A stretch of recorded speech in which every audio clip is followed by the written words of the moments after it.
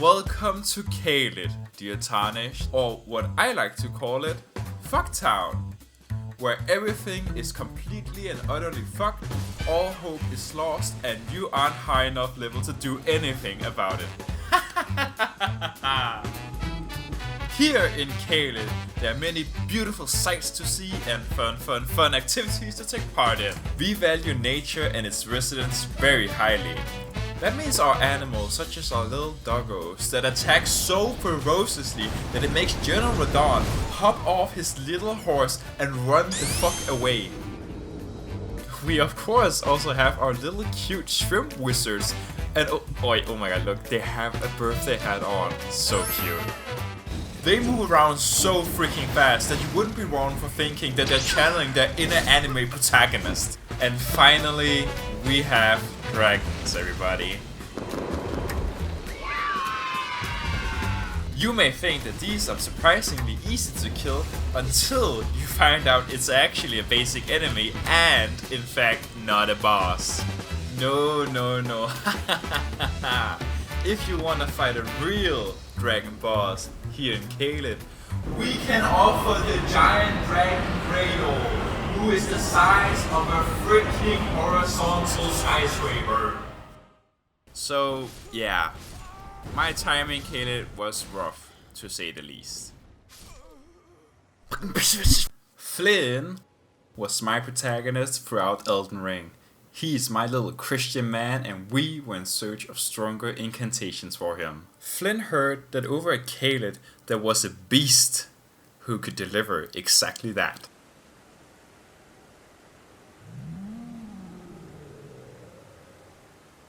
Flynn of course heard all that from the good guys over at the Round Table Hold, and definitely didn't read it somewhere on the wiki page. With that out of the way, me and Flynn set sails to Caelid.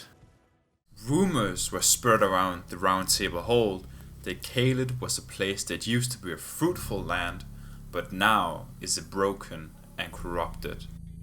Nothing more than a crimson dead end, a hell unwise to seek out. Flynn, I was thinking about something. Yeah, what is it, Casper?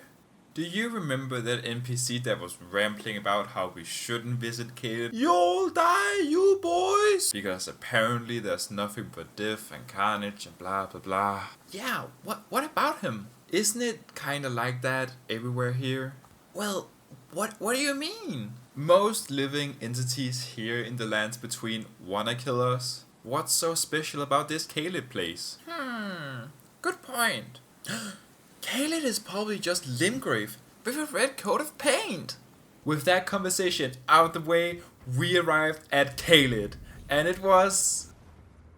well, it was something.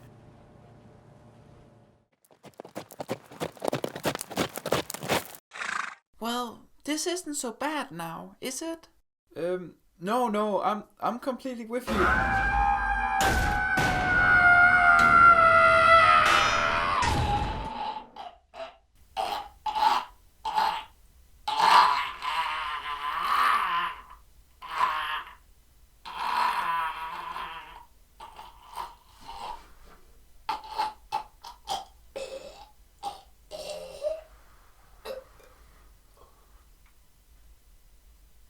I wasn't scared going into Caelid to begin with. Yeah, it was because the place just didn't stand out to me, but also because I'm not used to the insane power fantasy that Elden Ring offers. Let me show you.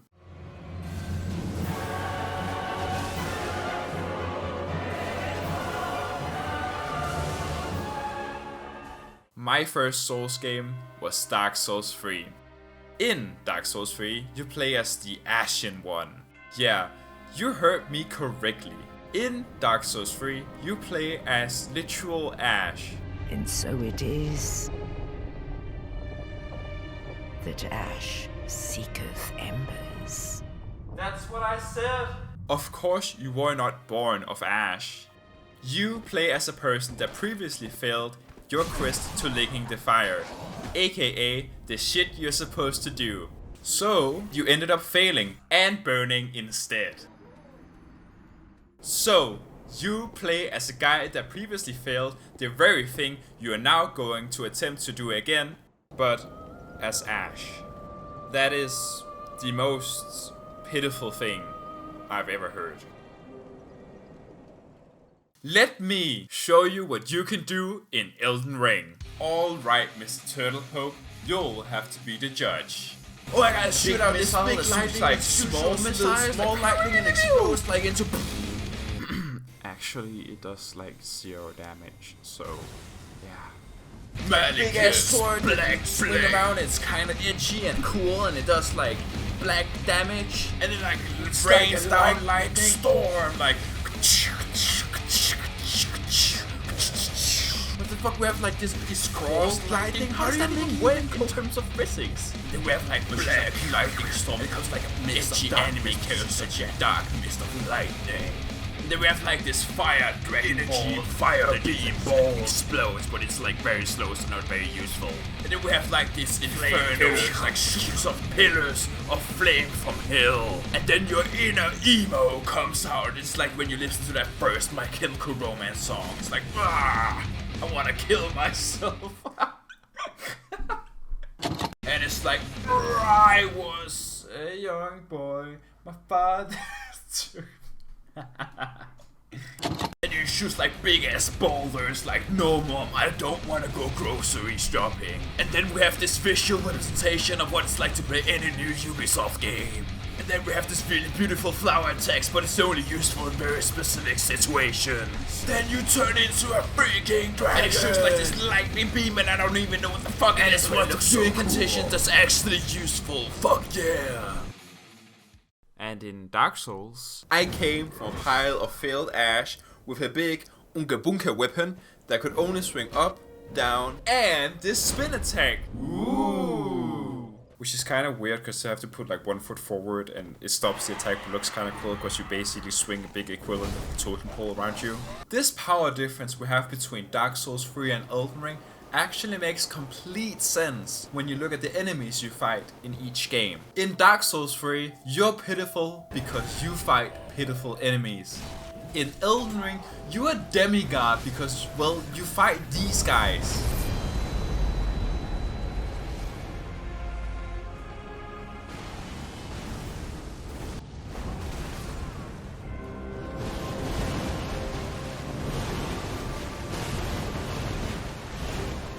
Elden Ring's world is just cause 2 levels of big, and it's still as rich in detail and content as the previous FromSoft games. As cool as this sounds, it has some slight inconveniences on the surface. Let's use the beginning of the game as an example.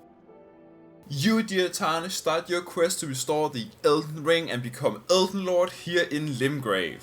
This place is pretty awesome because you can pretty much fuck around however you please without worrying too much of one-shotting enemies and, you know, them one-shotting you. Pretty great.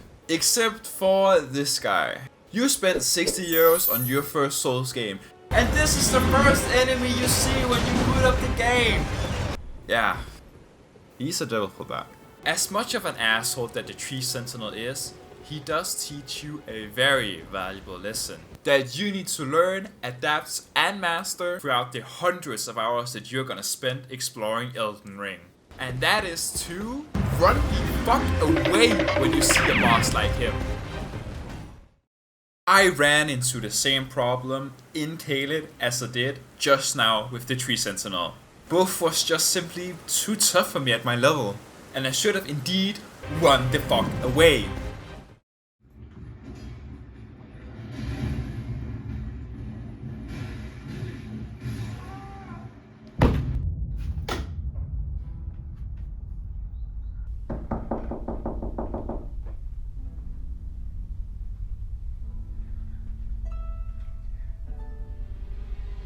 Casper, why don't you just leave?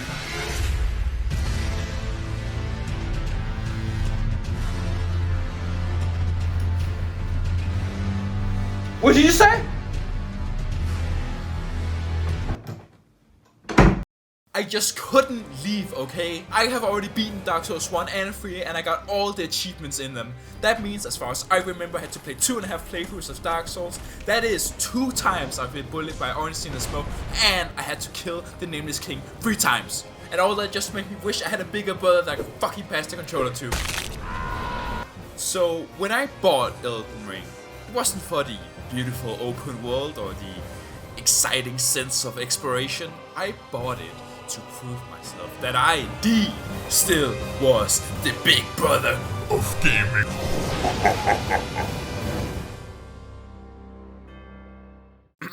So, because of my pride and ego, I've always approached the Souls games with the wrong attitude. It's something I wish to get better at.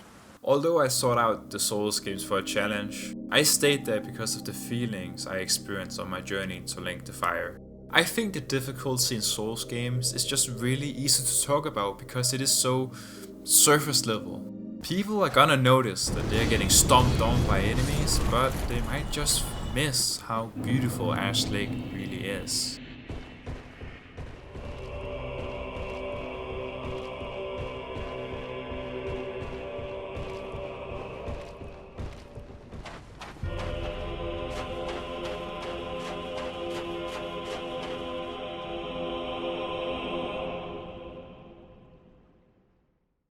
If you're like me thinking that the Souls games are nothing more than a challenge meant to be beaten, you're not experiencing the full package here.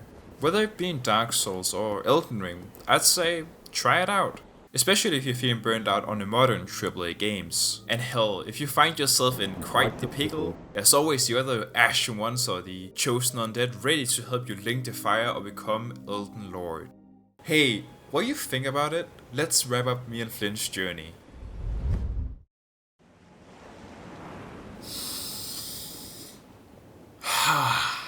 So this is it, Flynn.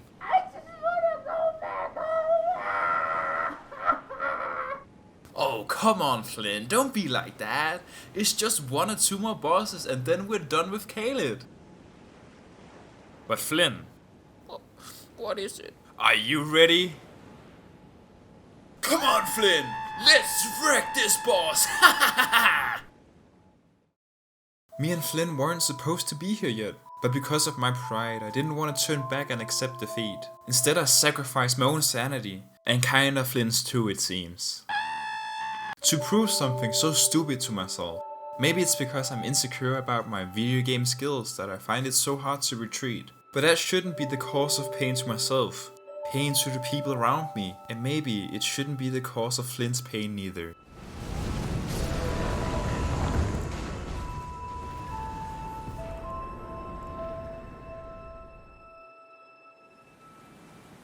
Let's go back, Flynn. Maybe the upper section of the map is more on our level.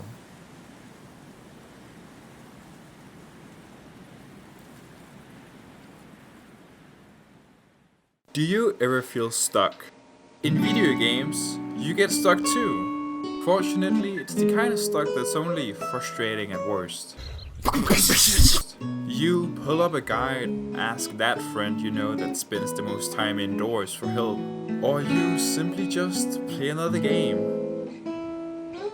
You got stuck in life then? Fuck man, I'm sorry. Look man, I help people in Monster Hunter. I have no idea what to do with your life. I haven't even figured out my own yet, or else I wouldn't base my identity on a video game. I guess you can look up a guide on life. But then again, have you read any self-improvement books? They suck. They give you that same false sense of action as watching motivational videos at midnight that will evaporate as soon as you wake up the next day. Then you can play another game, which you can't really do in real life. Well, I guess that translates to... oh no, that'd be dangerous. Books and movies are great forms of media to teach you how to become unstuck in life through stories. Video games do this too, just in a more hands-on approach. Maybe games teach you more about life than I let on. When you become stuck in a game, you should keep trying and keep trying until your gut says enough. Take a break, move elsewhere for the time being. And when you're ready, you try again. I'm honestly just a guy that plays too many video games too.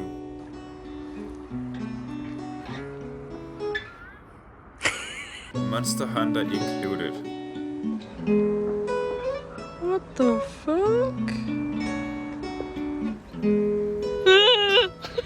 But that is the advice I have for you, if you feel stuck in life. Thank you for watching my video.